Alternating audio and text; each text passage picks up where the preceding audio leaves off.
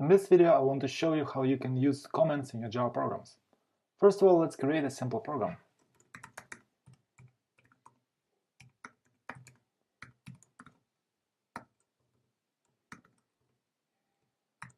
Let it be a very simple message.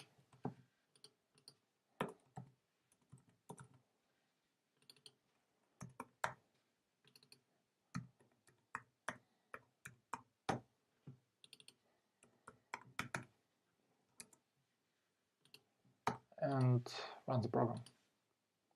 So here we have our message, and let's add comments here. There might be two reasons of using comments in your programs. First reason is to explain something in your program. For example, I want to explain these lines. We might say message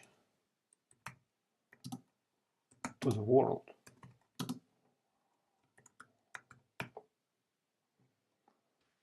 And let's run the program once again. As you might see, this line is not executed by the program because it's not a part of program. We might see these lines, and these lines are executable. And this is comment because it started with double forward slashes. That's why the compiler not compiling it, and it's not a part of program. And you can create a lot of such strings. This is the second comment, for example. We might add our comments not only above the program, but after each line, if we want. For example, the first line,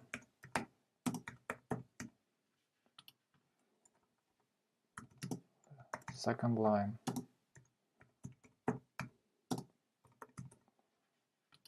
and the last line.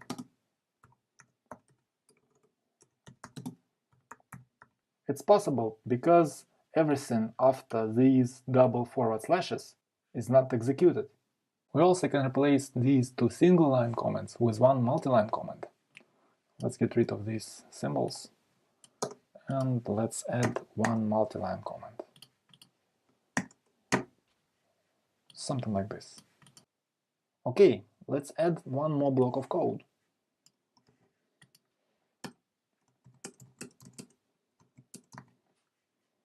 Let it be numbers.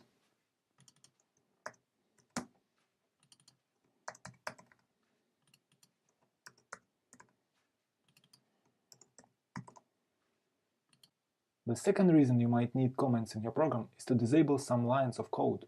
In this case, I can still use single-line comments and multi-line comments. Let's run our program.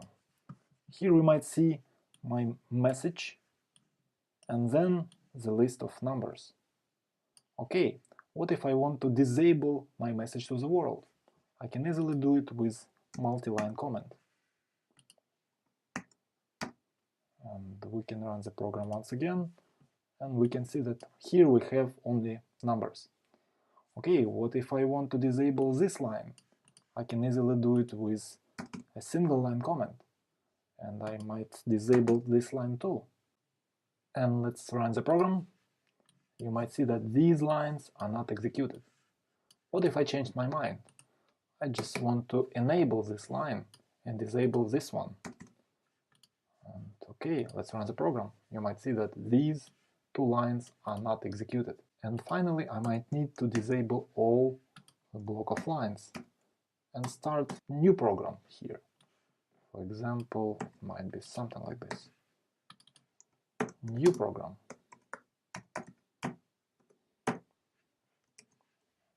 So let's run the program, and we can see new line. These two blocks of lines are completely disabled right now.